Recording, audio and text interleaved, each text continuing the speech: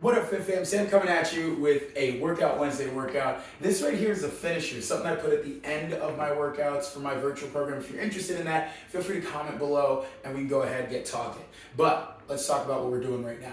This is your AMRAP style finisher. So what that means is we're going for as many rounds as possible, which means we're gonna go through 3 movements for 3 minutes. Now you're not gonna do each movement for a minute, but more so go through each one of these at a chosen rep range. Now if you saw my training tip Tuesday, you can go ahead and focus on your focus with that rep range as you see fit. Looking for low impact and more of a power maximal strength, go ahead, keep it low at say maybe 5 to about 8 repetitions. Looking for general strength, go ahead and bump that up to say anywhere between 9 to 12. This right here is general strength, a little bit of endurance, you're dabbling a little bit. But then if you're looking to really focus on that endurance level, you might want to take it anywhere from say about 10 to about 15. This right here will give you a decent level of strength and endurance in there, as well as making sure you're working on that muscular endurance as we go forward. So we have got your AMRAP style coming up. What I'm going to do here, when I hit that clock, we're going to have 15 seconds of a countdown before we jump into it. But first up, we've got your Sumo jump squat.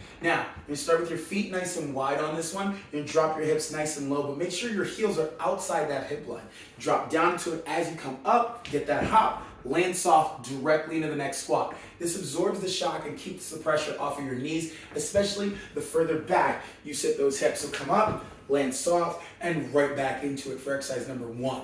Exercise number 2, we have got what I like to call your blast off plank. This is a variation of a blast off push-up that I found before. It's still gonna hit your shoulders and a little bit of that wrist stability, but more so that core stability, while still giving you a quad dominant squat. It's kind of like a horizontal one. So you're gonna come on up, you're gonna sit your hips back towards your heels, come on up into that high plank, and you're just ending it right here.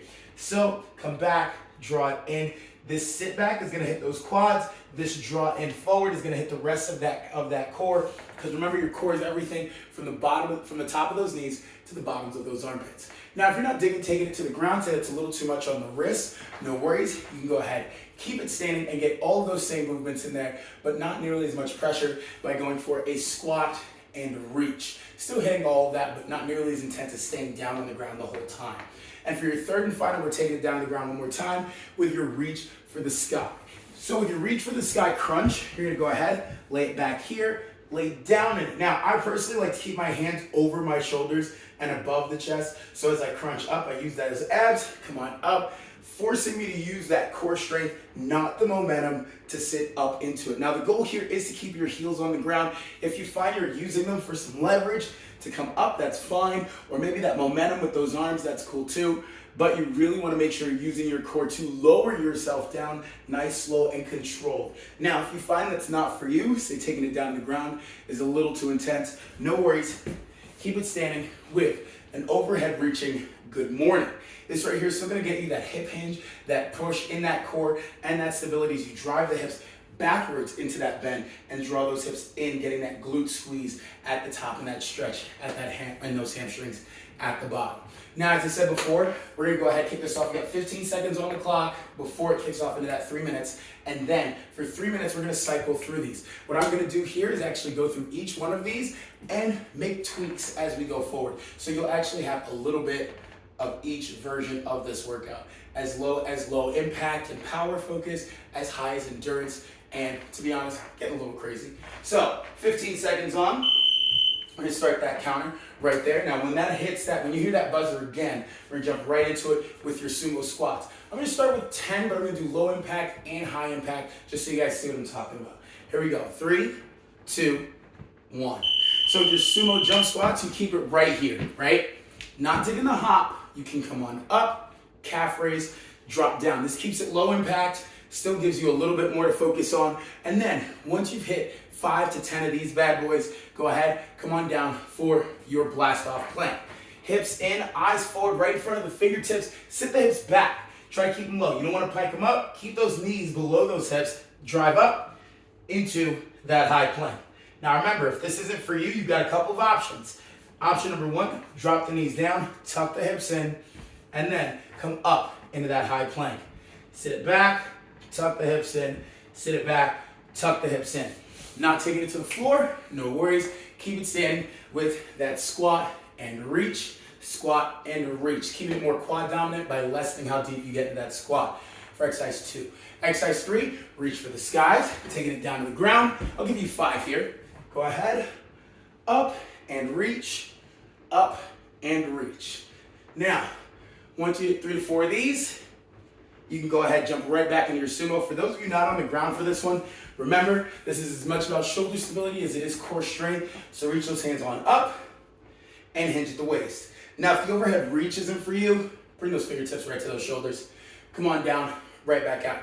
Pointing your elbows out so they're over your toes here will really force that stretch in those hamstrings as you sit the hips back, counterbalancing with those arms. Now, let's go for that classic run through coming at you, going for 7, 7, 7. So, 1, 2, 3, 4, 5, 6, 7, and then we're gonna go ahead, take it down for that blast off plank. So right here, 1, 2, 3, 4, 5, 6, 7. Then we can just roll it on over for the reach for the skies. Hands over that chest. 1, 2, 3, 4, 5, 6, 7. Now we're right back up. We're gonna do it again. Let's see if we can get one clean run through. 10, 10 to 10, 40 seconds. Here we go. 1, 2, 3. Come on, guys. 4, 5, 6, 7, 8, 9, 10. Go into that blast off. Hips in. 1, 2, 3, 4, 5, 6, 7, 8, 9, 10. Finish what you started no matter what. Here we go. 1, 2, 3, 4, 5, 6, 7, 8, 9, 10. All right, guys. There you have it. Your AMRAP style 3 minutes on 3 exercises. Give it a whirl. Let me know how many times you make it through at your chosen rep range. Because the goal here is to go ahead, make sure you hit those focuses, and still get a lot out of it. There you have it, guys. Have a good Wednesday.